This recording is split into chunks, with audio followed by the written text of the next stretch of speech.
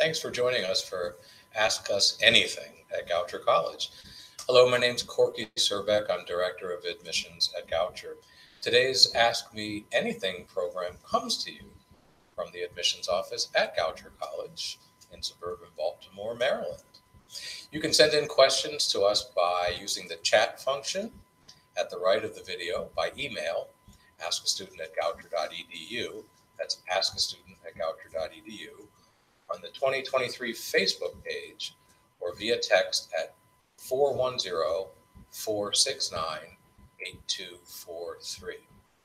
Tonight, I'm joined by the most important people in the Goucher College community, and even though it is semester break and will be for a few more days, if not weeks, here in the month of January, we've got two students here to share what they know and what they're passionate about here at Goucher College. Why don't you introduce yourselves, please? Owen, you want to begin? Sure.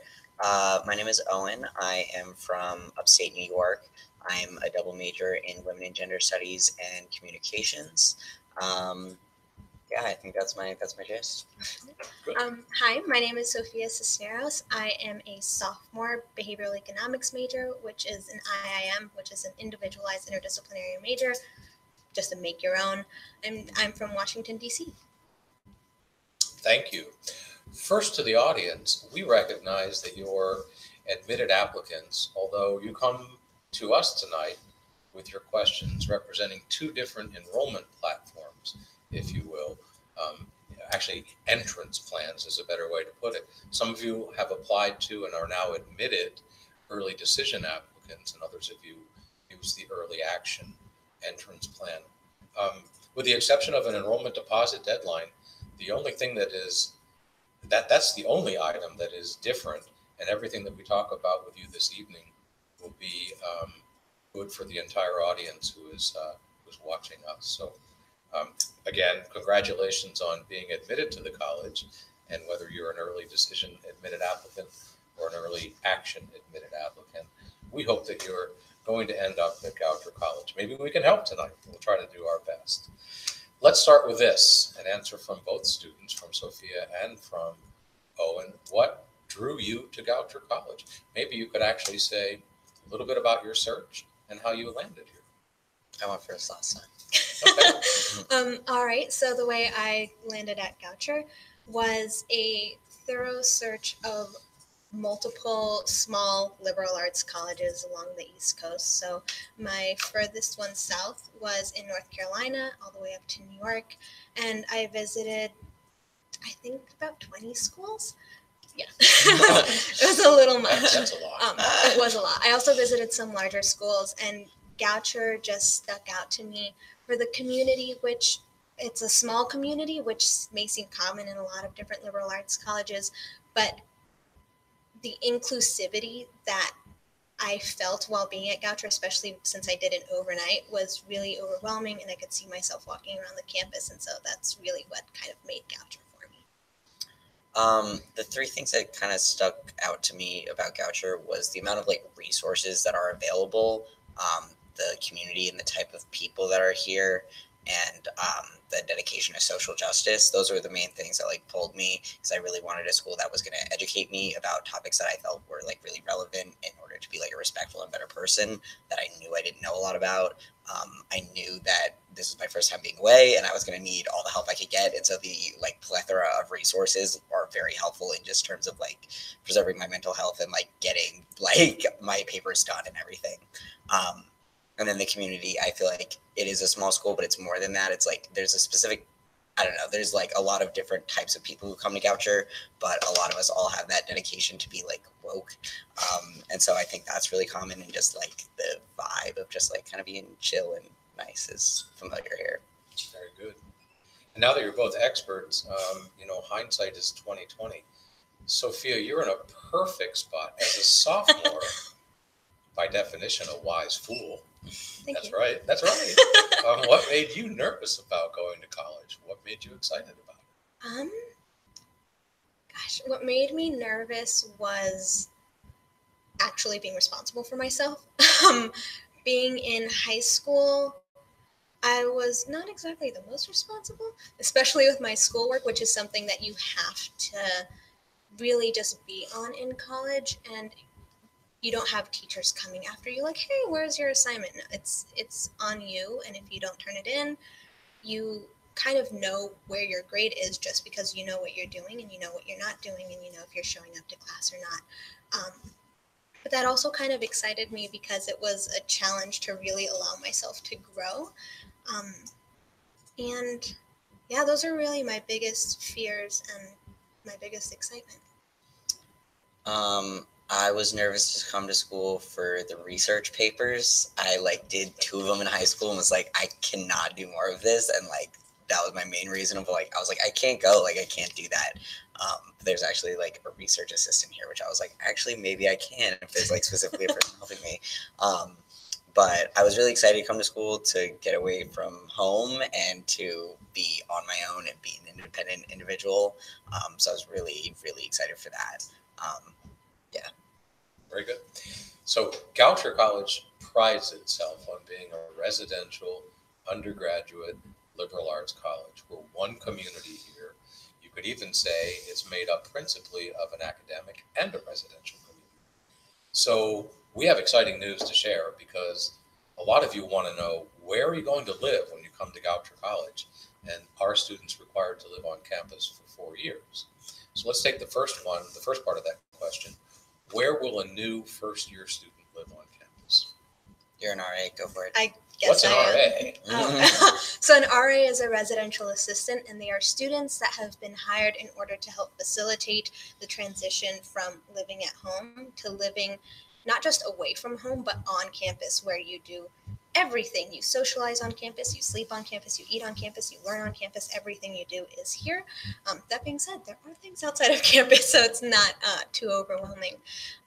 But all first years will live in our brand new first year village, which is a group or a cluster of 3 buildings that have been created and designed in a space to help foster community amongst all first years.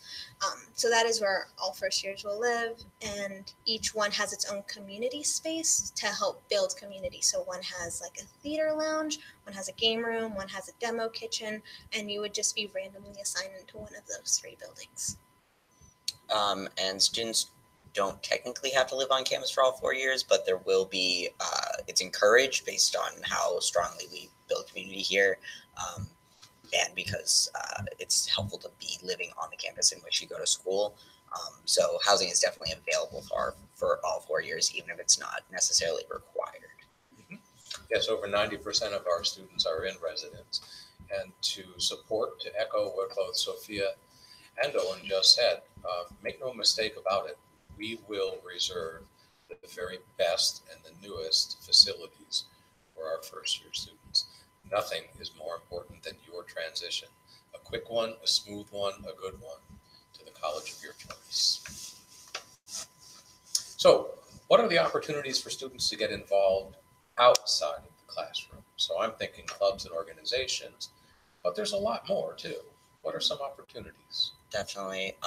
Well, I really like CBL, which is community. It stands for community-based learning. So those are a lot of volunteer opportunities, but the point of it more is to listen to other people in the community and learn from them, rather than just going and volunteering and fixing a situation. That's not the point. It's more to learn about other things. So with CBL, there's Read a Story, Read a Story, where you can read to children, help them write their own story. Middle school mentoring, where middle schoolers come here and you do different leadership activities with them. There's also animal welfare, which you get to go and play with cats for an hour, and then it helps them be more social and more likely to be adopted. So there's a lot of different opportunities with that. Alongside that, we also have GPEP, which is a Goucher Prison Education Program, where you can work with people who are incarcerated and help them get an education through Goucher. There are professors that go there and teach, and you can help gather research and stuff for that. And we also have 60 plus clubs, if you want to talk on any of those.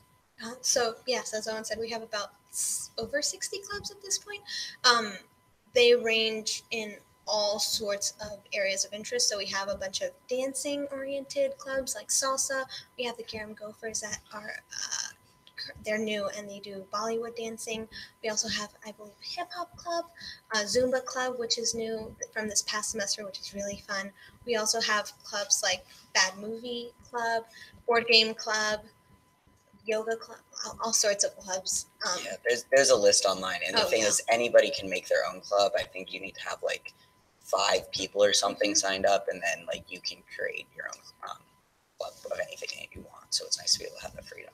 Yeah, and I don't know if this is necessarily a club, but we also have a campus-wide game that happens for a week every semester. Yeah, which is Humans versus Zombies, which is a Goucher original, and it's a very intense week-long game of tag. So that's another great way to get involved in the community and make new friends and all of that good stuff. So tag with Nerf guns. Yes, so it makes it ultimately more cool. Yes, absolutely. So it's important to emphasize one point here. Both Owen and Sophia answered perfectly well. But I want you all to know that the focus at Goucher is on inclusion and participation. And so here's a perfect example. If you never wrote for the newspaper in your high school, but you always thought that you should have or wanted to, there is no reason when you come to Goucher that you shouldn't just step up to the plate and say, here I am, what can I do? Focus is on participation and inclusion. Okay, we're going to move on now. How do I find a job on campus? What are some of the opportunities?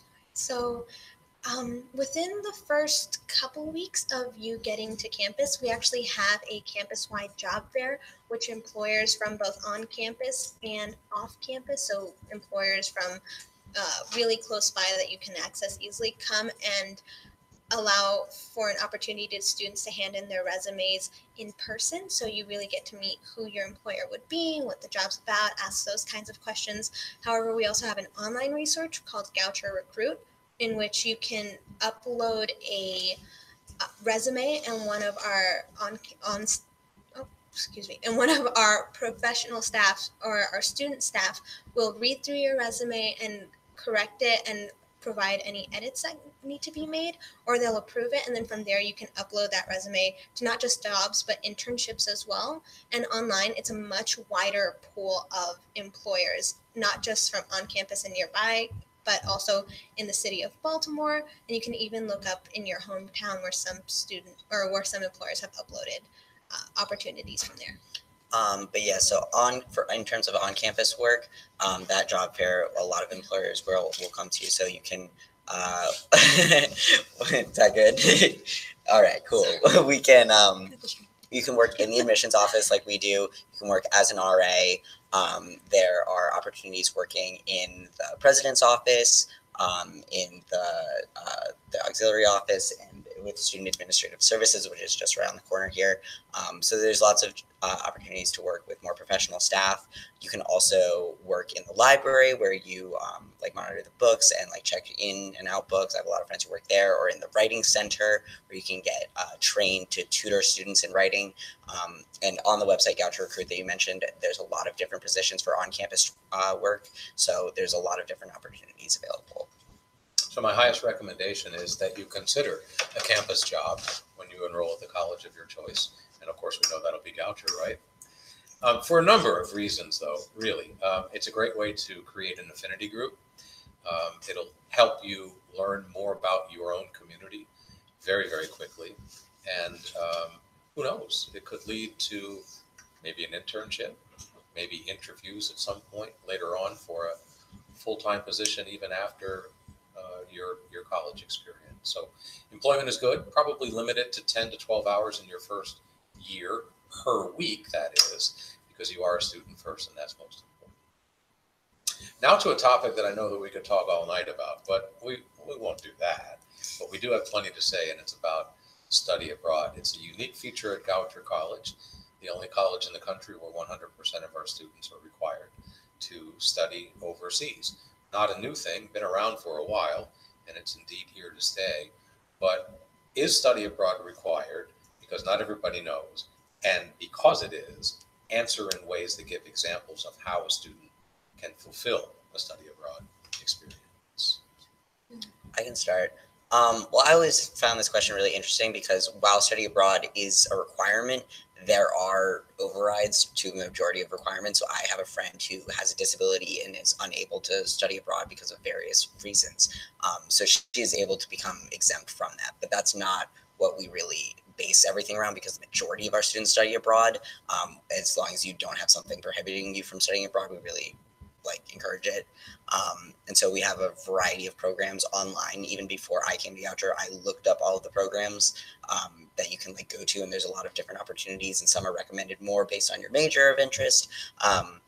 But I'm actually going to be studying abroad in Copenhagen for 2 weeks, and then Berlin for 1. So how study abroad works is that you can either go for a semester abroad, or you can go for a short term, which is 3 weeks either in the summer or winter. And so you can look all of those opportunities up online even before you get here. And then we have loads of different ways to be able to talk, interact, and learn about different kinds of opportunities that you can figure out which one is best for you. Yeah, so just tacking on to that, our Office of International Studies, or OIS, has a website that does have all of our programs available for you to look into, and there are, I think, 50 programs currently in a wide variety of countries, and there are a wide variety of sized programs, and you can click on the link for any of the programs, and it shows you not only the size, but the requirements, including GPA, and you can look into potential universities that you are considering applying to. So the one I will hopefully be attending is University of the Sunshine Coast in Australia. And I'll be going there, not this upcoming spring, but the spring after that. And I've looked into potential classes, and you can work with your professors to see what classes abroad can transfer over for credit or to satisfy requirements within your major, which is the other really cool thing. So you're not just taking a semester abroad, you're still working towards your academic goals. Do you have anything to add? Of course I do. So I'm sure you're going to land at a college where study abroad is an option. But when you land at Goucher, you'll be at a college where it's not an option.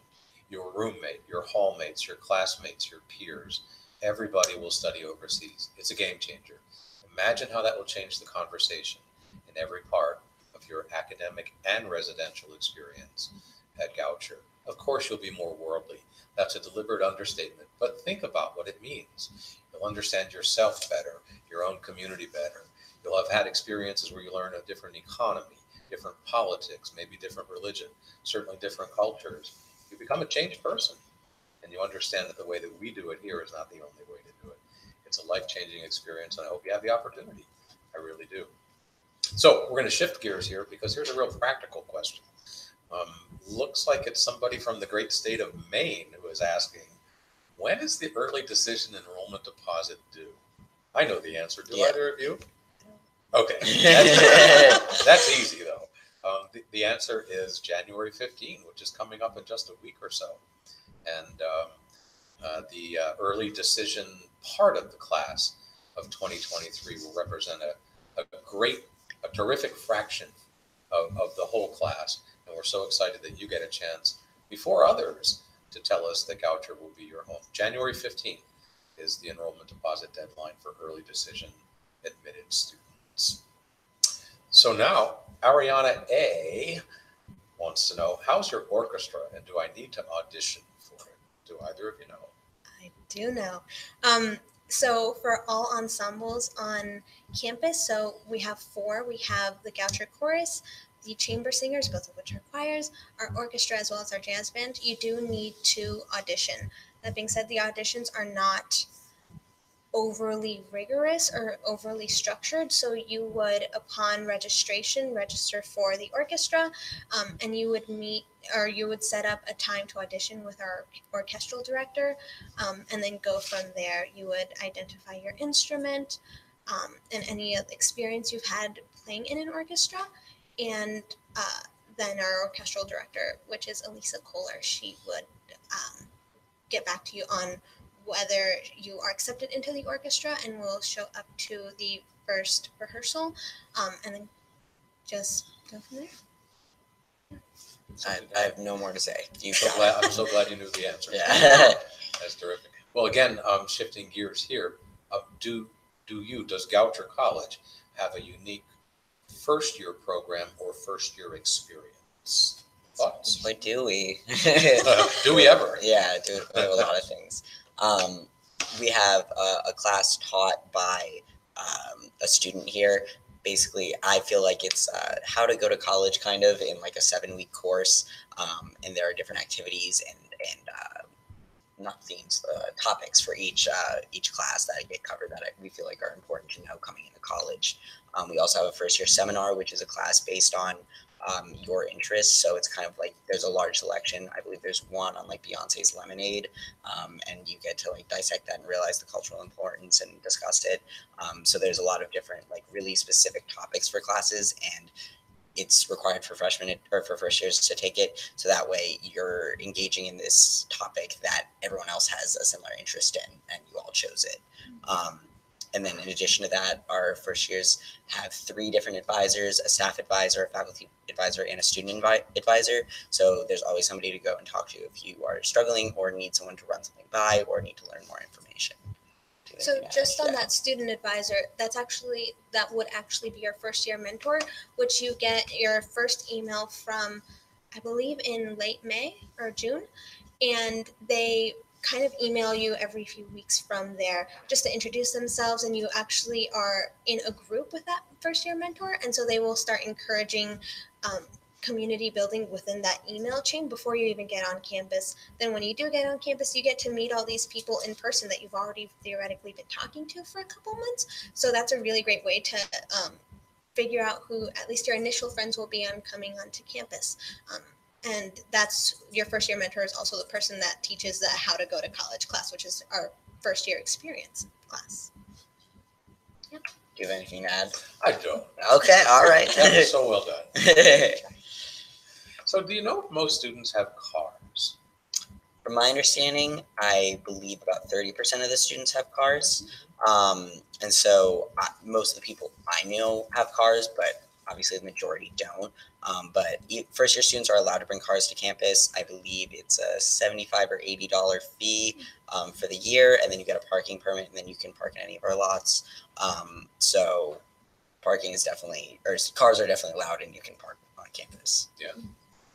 But let's be clear about one thing. It's not a campus where you need to drive from one location to another. If it's cold, it can be. I would be laughed at for doing it, but I've done it. Person from upstate New York. Yeah, it's cold. No, but it truly is a walking campus. Yeah, no, it definitely is. Getting anywhere on campus from point A to point B, even across campus, takes no more than 10 minutes walking. Yeah. 5 if you fast walk like I do. I'm just a baby. Now, next, Amanda wants to know, are some majors or departments considered stronger or more popular than others? It's an interesting question. I know that we have specific departments that were like, this is the one that the largest number of people major in it. Correct. And psychology is one of those, and I'm sure you know the others. There's like, I'm trying to think. Well, I'll give you an example. Yeah. The natural sciences are very strong here. Goucher has a long tradition in the performing arts. So dance, for example, has a great reputation and is popular and also is strong. Then there are faculty in certain departments who are just, well, I think all of our faculty are tremendous, but some are extraordinary, and they're nationally and internationally known scholars. So from department to department, from major to major, I think we have wonderful faculty. We teach a terrific curriculum. Yes, different programs, departments, majors have unique reputations, but they're all very, very good.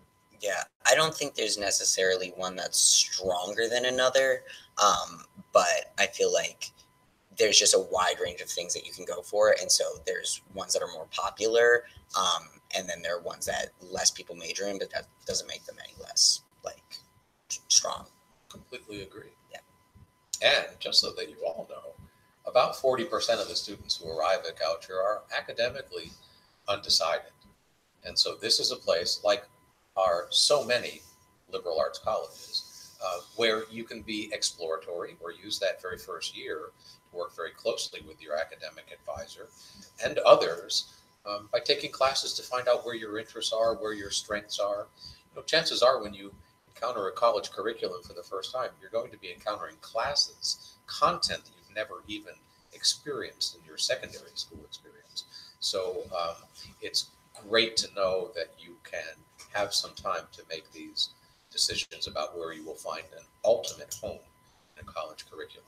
That is the case at Goucher. Yeah, and while indecision is very much celebrated here, we like it when you are indecisive, not necessarily just for the sake of being indecisive, but because you're interested in so many things. We do ask that all students have to declare a major, by the end of their sophomore year. So you do get 4 semesters, 2 years to really explore different subjects, different topics, and find out where your interest finds its home, if you will.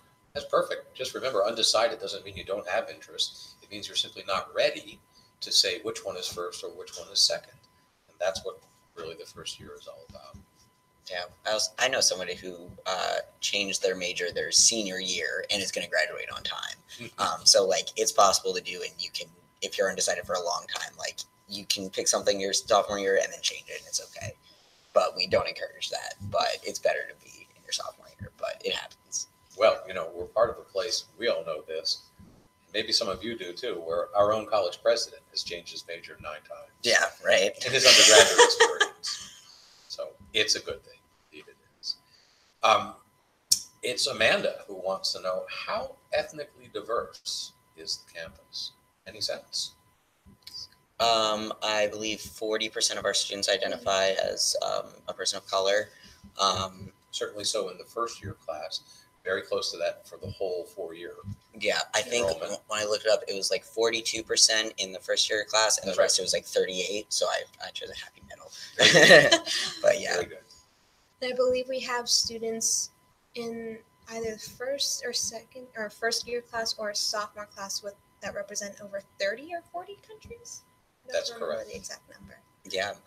We also have CRE, which is the Center of Race, Equity, and Identity, to help advocate for students of color or any person who feels like they're in a marginalized group, to advocate for them in ways they feel like they're not being advocated for. And they also run various workshops and different meetings to help provide support. And there's always somebody to talk to there as well. So it's definitely a really nice resource. We've made a pitch recently at Goucher that data analytics is likely more important than mathematics unless you're going to be a surgeon or a very important person in the sciences. And I think Owen and Sophia just gave good examples of how it is here that we interpret data and present it to others. Well done. Can you please explain a little bit more about the 2-year seminar? I think the person means the first year seminar. Goucher has a first year seminar as one of the 4 classes that a student will take in the very first semester. So could we say more about the first year seminar, and if we experienced it, did we like it? Did you like it? Yeah. Do you have anything to say for that? Well, the only thing I can think of about the 2-year thing is we've recently added CPEA, Center Paired Exploration courses. Maybe A changes. It's A, B, C, and D, which represent the different pairs. CPEs. I'm caught up. Well done. Owen. Yeah, thank you. So both the first year seminar, you take your first semester, and then the CPE you take anytime between your first year and your sophomore year. Usually you do it in your first year, but I was a senior and took a CPE course, so like you can do it if need be. But I think the classes are really interesting. It's similar to it's like a class that is a very specific topic, and you get to explore it from various different perspectives. The point is for it to be incredibly interdisciplinary, so that way you're drawing from lots of different disciplines in one subject, or to explore one question. Kind of. And so each class manifests that differently. And the CPEs and the first year seminar are actually part of a newer curriculum that started with the class of 2021. So I did just want to make a distinction between the first year seminar and the CPEs. So the CPEs are Center Pair Exploration courses, of which you have to take 3. So and those 3 are decided by your major. So we have A, B, C, and D. Like the A is arts, B is like business, C is the humanities, and D is the natural sciences as well as psychology. So depending on where your major falls, you would take the other 3. So for example, if I were a dance major, that'd be an A, and I'd have to take a B, a C, and a D, just to really focus in on that well-rounded experience that liberal arts colleges like to provide. And then the first year seminar is just kind of like it's really an interest course where you can meet others with similar interests. So my first year seminar was actually Finding Your Musical Self, which was a super fun class. It was with a professor named Jeffrey Chappelle, who is an absolutely incredible pianist. He's just amazing. And I could not speak any more highly of that class. It was such an interesting experience that really asked you to put yourself out there, because there was a point in time of one of the exercises that we did where you actually had to perform in front of your peers, and it was not a thing that you had to over prepare. It was like, what do you know how to perform? Okay, perform it for the class. And a lot of people, including myself, were really nervous about that. But I'm still friends with a lot of those people from that first year seminar, and that was now 3 semesters ago. So it was a really good experience. Nice. Yeah. So creating an 8-semester plan toward graduation really might sound complicated, but as Sophia and Owen both mentioned, there are lots of people to help you along the way. You won't go at this alone. You really won't. And you will very quickly become very familiar with the curriculum and how to navigate it, even on your own. So let's jump to somebody's question here who wants to know, when do we get our roommate forms? But maybe let's expand that. What's the process of ultimately becoming a campus resident, which includes getting a roommate form? Should I just Go for it. So the way it goes about is that as soon as you declare your intent to attend Goucher, at some point in in May or June, you would get a form that's kind of a lifestyle survey. So like, are you neat? Are you messy? Do you like to study with music? Do you like to sleep with light on, no lights? Just kind of how you live. And then from there, you get randomly paired with someone that answered similarly, and that would be your roommate. And you'd find out that roommate assignment by about mid-July.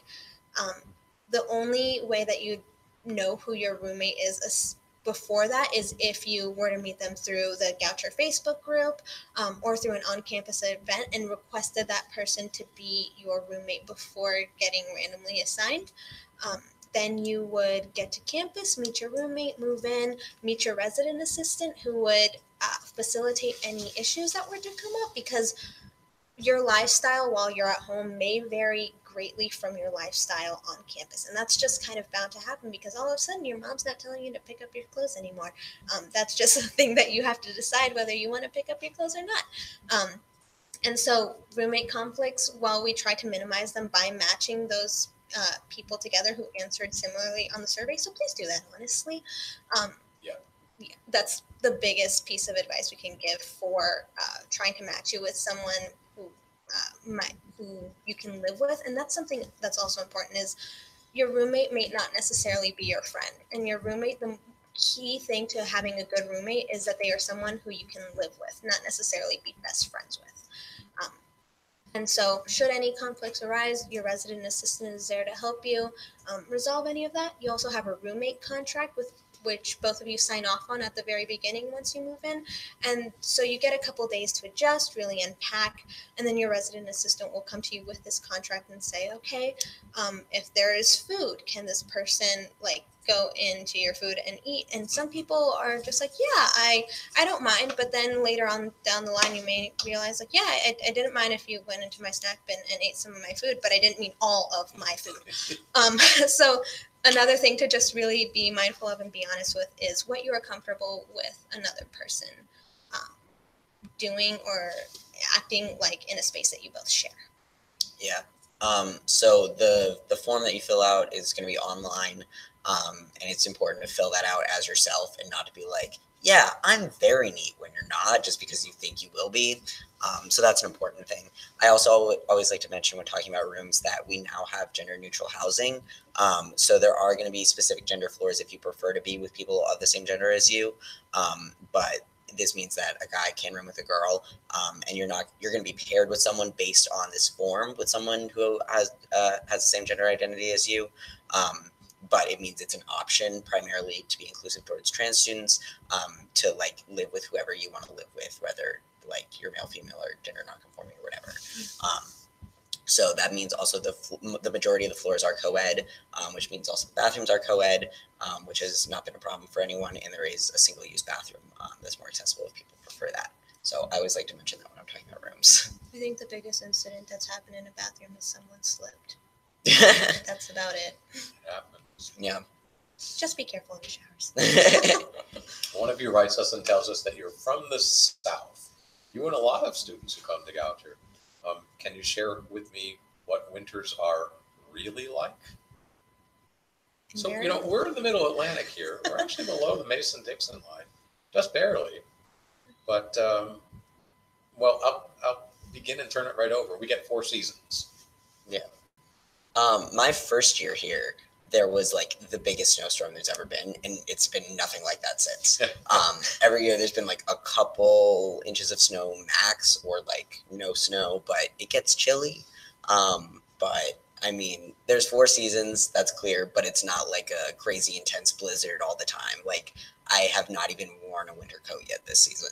All right. This might be why I drive to and from across the campus, because I don't put on a winter coat. But do you have anything more to say? Yeah, just that this is Maryland. So even though there are 4 seasons, what I mean by that is that really from day to day, you kind of just have to check the weather, because even within the past week, we've had days where it's close to 60 degrees, and then yesterday was below freezing, I think. So it really just kind of depends on the day, especially in winter. But yeah, that's about it. Got it.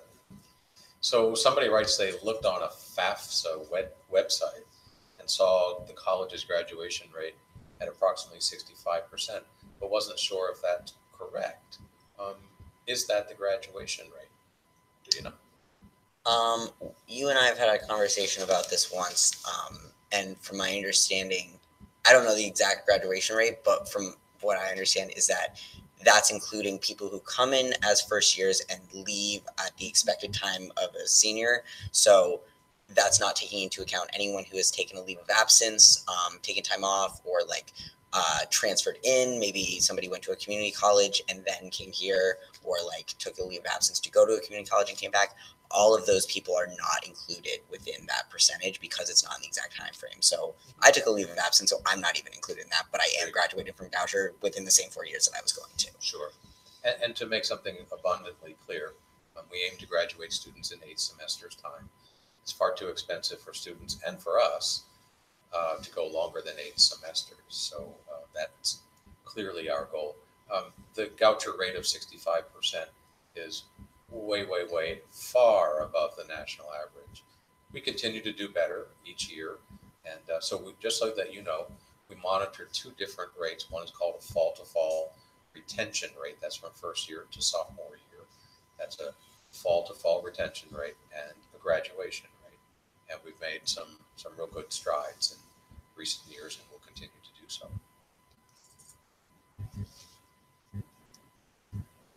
Yeah. Cool. Okay. How much time do you spend studying per week? You should answer this. I should? Oh gosh. I feel like my answer is not going to be representative of most of the students on campus, because You study a lot? I like to do too much. I took 7 classes this past semester, That's which a is lot. not recommended, and I'll be taking 8 next semester, which is also not recommended.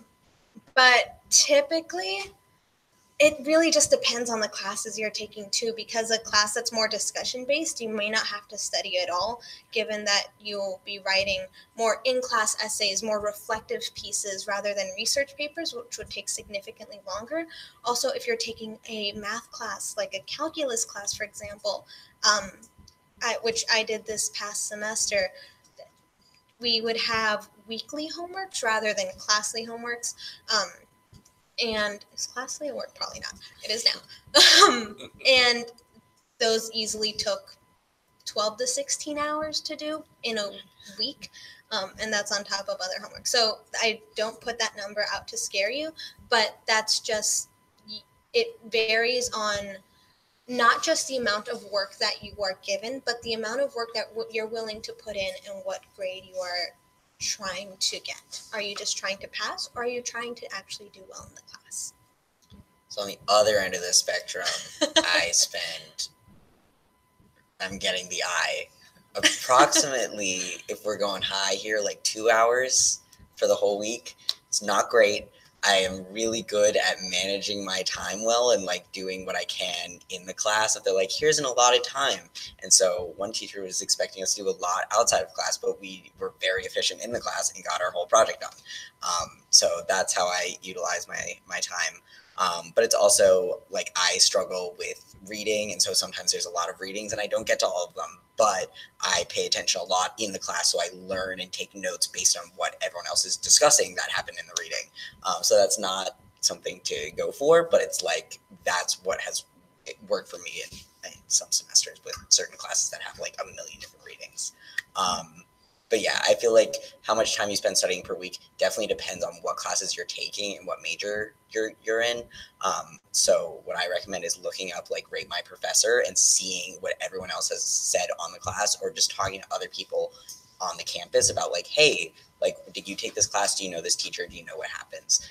And so that way you can kind of figure out what kind of semester you want to have. So I'll make sure I have like 2 hard classes and 2 easier ones. Not that it's easy, but like workload wise. So I'm not like overbearing myself piles of work. And then just to kind of an obvious maybe thought, but everyone is different. So not only are your workloads different, but you are different. Someone who needs to study just by reading and can take everything in, you may need to spend 2-3 more times the amount of time that it takes for them to just read it and be good to go. So that will also play a big factor into how much time you need to study, and also whether you need to build in time to procrastinate, because maybe you need to procrastinate for an hour and a half before you can start studying and do well. I know I do. And maybe you don't and can get right to it. So just a lot of factors go into that. Really good answers. Next question. I've been offered a merit scholarship. So what's the required grade point average I have to maintain in order to keep that scholarship? So I think that you have to remain in good academic standing, which I believe is a 2.5. 2.75. Do you know the right answer? I think it's actually lower than that. I think 2.0. 2.0. Yeah. Okay. For good. Oh, it changes each year. Yeah, but for a first-year student, a 2.0 will be fine in order to continue with a merit scholarship. And if there were any risk of something being removed, there would be a warning first. Let us be really clear with you. There's no bait and switch tactic here. If we award you a merit scholarship, the idea is that you'll be able to maintain that or to retain that for 4 years' time or 8 semesters' time. So what help is there for finding a job upon graduation? So we have, in conjunction, or rather not in conjunction, but the on-campus office that runs Goucher Recruit, which is where you can find a job, is our CEO, which is our career education office, which aims to help students learn how to build a resume, learn how to write cover letters, and learn how to find a job. They're also there to provide support after you graduate. So you can also use Goucher Recruit post-graduation to find those jobs. While you're still an undergraduate student, using Goucher Recruit and the CEO to find internships that can later lead to jobs, and other opportunities like that. We have I'm trying to think, coffee chats or tea time, where Goucher alumni will come in and then you can talk with them. And I've gone several times and always get the business cards of the people there, and they've always told me like, if you need anyone to like speak on your behalf or you're looking for work, like please reach out. So there's a lot of opportunities for networking, where you can talk to people who went to Goucher and see what they're doing now. And even if it's not for networking, you can figure out what are you majoring in and what are you doing now, and that's always a helpful resource. But there's also people I've met just from different jobs that I've worked, where like the head of the alumni house runs Alumni Weekend, and that's a job that's short term, just for the weekend. And from there, I've gotten to know her very well, and like she's been like, if you ever need me for recommendation or for job or looking for jobs in the area, like let me know. So based on like the people you meet and network with, there's always like different job opportunities that are popping up. So I feel like Goucher's been very helpful with that. So I think more than one person wants to know, what are some of the advantages of attending a smaller college like Goucher? But similarly, and be honest, what might a disadvantage be of attending a deliberately small college? Any thoughts? Yeah, so one of the biggest perks I'd say is the small classroom sizes, which we have an average classroom size of 17. And that essentially means that you get to know your peers really well, which encourages group studying, and students actually show better retention of information and better overall grades when they do study in groups. You get to know your professors really well. I think most professors here on campus actually prefer to be called by their first name, so you're on a first name basis with the majority of your professors. And all of that just really promotes relationships, which in turn improve your overall academic performance. So, for example, having a closer relationship with your professor, approaching someone who is approachable and someone you know is going to be much easier than approaching someone that you don't know and maybe have never even spoken to directly, which means you're more likely to ask for help. And that's one of the biggest things you can do when you don't know is you ask for help. And so we want to provide opportunities in which you feel comfortable doing so. One of the other advantages I would say is small campus size in general. So getting to class doesn't seem like that big of a struggle. I know I have a friend in another college who they have to wake up an hour early because their class is a 45-minute walk away. Yeah. So in having a smaller campus, you don't have to wake up an hour early. I mean, maybe you do, but you can allot that solely to getting ready and not the majority of that to walking to class. Yeah. I think like with choosing a school based on size, it's really based around your own desires and wants. So I feel like one of the things that is a perk of like a larger school is if you don't want to know everyone on the campus. I've talked to friends who go to bigger schools and are like, oh, I'm so glad I don't go to a small school because I don't want to know everyone. I personally do want to know everyone, and I still don't at the small school, but like I know a lot of groups of people and niches and people who are friends with people, and I love that aspect. But so it's really about what you want. But I do think one of the things that Goucher is good at while being a small school is sometimes your class options are limited because it's a smaller number of people attending, but we do have the Baltimore Student Exchange Program where you can take up to 2 classes a year at any of the neighboring institutions. So that includes Johns Hopkins, Loyola, Towson, and a variety of different things. It's all listed online. But I've been able to take a class that counted as a 400 level for my double major, so counted for both. And that wasn't offered here, and so I was really happy to get that opportunity. And so I didn't feel like I was missing out on those types of things by going to a smaller school. But for me, a perk is just knowing people and like having the small class sizes, like you said, and feeling a larger sense of community. So just kind of a pro and con is that because we are a smaller school, we naturally have a smaller alumni network.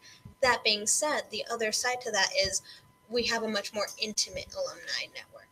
So the opportunities that people are willing to provide for you because you go to this small school actually may be better than those at a much larger school, which with 20,000 students, which are like, okay, so you went to the same school, but maybe that isn't enough for them to want to extend that opportunity to you. Good. So I see 2 questions that have to do with class size. Simple answer, average class size at Goucher College is 17 students. But this might give you a better sense. Sophia, last semester, what was your smallest class size? Roughly. I'd say around 10, probably. And your largest? My largest would have been choir, so I won't count that. My largest was probably 16, 17, I think. And did the professors who taught you last semester know your name? Yes. Of course. Oh, and last semester, largest class? 30. Wow. It's a shock. It was a special circumstance. Okay. Yeah. Was there discussion? Yes, there was enormous amounts of discussion. Okay. The teacher knew everyone's name. Smallest class? About 10. Faculty members know your name? Yes. Of course. Yeah. There isn't a class where they don't. That's right. And probably by the second class meeting, you'll know your name. Very good. So a number of you want to know about the food. And well, we could talk all day about the food at Goucher because on the 16th of August in 2018, we opened a brand new dining hall called Mary Fisher Dining Center here at Goucher, bringing a number of different dining locations into one centralized location in a much larger space and a brand new space. To be clear, we've always had good food at Goucher College. We still do. Now it's in a wonderful space. So we use Bon Appetit, which is our dining service provider, in a brand new on-campus central location dining facility. What's it meant to you who've experienced former dining, now new dining? What do you think? Do you want to tackle that first? Sure. It's good. I like it. I wasn't afraid of the freshman 15, but I definitely should have been. My weight has fluctuated so much because like I didn't have anyone telling me like stop eating. So I just was like, oh my God, there's a lot of cake here. I'm gonna eat it. So it's nice that we have the sports and recreation center as well. So I would be like, oh, I actually need to work out now that I like have eaten mass amounts of food. But it's really good. Yeah. Do you have anything else you want to say? Just the caveat to having really good food is that you tend to want to eat a lot of it when you first get here. But just like anything, you eat the same thing every day for 4 years, you're going to get sick of it. So we do have really good food, but just come in with realistic expectations that it is good, but changing up what you eat every day, which one of our stations in the dining hall is called Explore. So every week they bring in new food from a different area of the world and from different cultures. So changing up your food on a daily, weekly basis, depending on what you like to do with your food, is really important and really crucial for sustaining satisfaction with the food over the course of your 4 years here on campus. Good. Let's see if we can provide a couple of quick answers to questions because we're nearing the limit on our time together. Owen. Yeah. Are there locations on campus where a student can get assistance, academic help? Yes. We have 2 centers in the library, the QR Center and the Writing Center. Yeah. The Writing Center is student-trained tutors, and so is the QR Center. QR is for math, business, and sciences, and writing is for any type of paper that you have. Good. And Sophia, have you had experiences where you can easily find faculty for office hours and consultation outside of class? Absolutely. Faculty members are required to have 2 hours of office hours per week. So that's either 2 hours in one clump or 2 hours during separate times throughout the week. If neither of those work for you, if you send them a quick email and say, hey, neither of your office hours work for me, is there another time we could meet? We'd be more than happy to find another time to meet with them. And a lot of professors actually have open door policy. So if you're walking by their office and their door is open, you're more than welcome to walk in and start chatting, ask for help, whatever you need. Good. So I don't imagine either of you have very much free time listening to what you've shared tonight. But when you do have some free time on campus, where's your favorite place to spend that time, or what's your favorite thing to do during that free time? I really like to just set up like my computer, or if I'm going to do work, or if I just have little tasks to do in the Athenaeum in the information center. That's like kind of the first area when you walk in. That is one of the places that I feel like it's the most traffic. And so if I am in there for 30 minutes, I'm likely to see at least 5 people I know. And so I like just setting up there. So that way, like if I'm doing something I don't have to focus really hard on, I pass by people I know and I'm like, oh, I haven't seen you in a week. Let's catch up. And then we end up setting a time to like grab food or something. But it's a way that I can kind of feel social without like making specific plans. When it's nicer out, I like hanging out in our great lawn, which we have 2 green spaces. One is the academic quad, which is where the space in between all of our academic buildings, and the great lawn that kind of separates the academic from the residential sides of campus. And it's just a really nice open green space for people to hang out. We currently have hammocks all over the great lawn, so just laying on the hammocks, and they're really nice. We also have a sand volleyball pit where a lot of people often play volleyball. Because it's such a big space, people will sometimes be playing soccer, ultimate frisbee. So it's another great way to join in and build more relationships with others. But yeah, just a really nice space to hang out outside. So with so many options in higher education, a lot of you I know want to know why you should attend Goucher College for the next 4 years. Now, of course, other than those of you who are early decision admitted applicants who we know are joining our community, but for the others who are undecided and really still have opportunities to weigh, what would you tell them about Goucher that would persuade them to choose this college over another? Well, I think I don't want to persuade anyone. You know, I feel like find out all the information you can find out about Goucher, and if that lines up with what you want in your needs for college, then that's great that this is the place for you. But it's definitely not the place for everyone.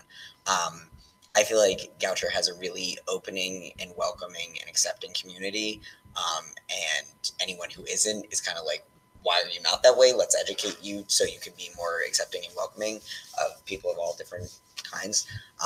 So I think Goucher, I mean, I've already said this, like if you have a passion for social justice or wanting just to learn the best ways to be respectful and treat people, I feel like Goucher's really good at that. And I specifically came here being like, I know that I have internalized racism and I want to come here to try and unlearn that. And they would like help me.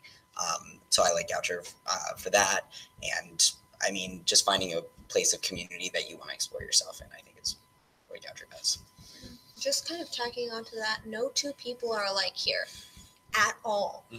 Even people that you think may be very similar are vastly different in their own ways. And so Goucher really provides a great opportunity for learning on how to interact with and sometimes deal with all sorts of people and all sorts of states of mind, because you do live with them. So you will see people at their best and at their worst. And so I think that just for anyone who's a people person, it's a really great space to just kind of broaden the horizons of the people you interact with. And like Owen said, it's a great place to be educated on different identities and different ways of thinking, different like the attachment people have to their own ideals. And you'll be able to learn what ideals you are attached to and which ones you are unwilling to give up, because we want you to be uncomfortable here.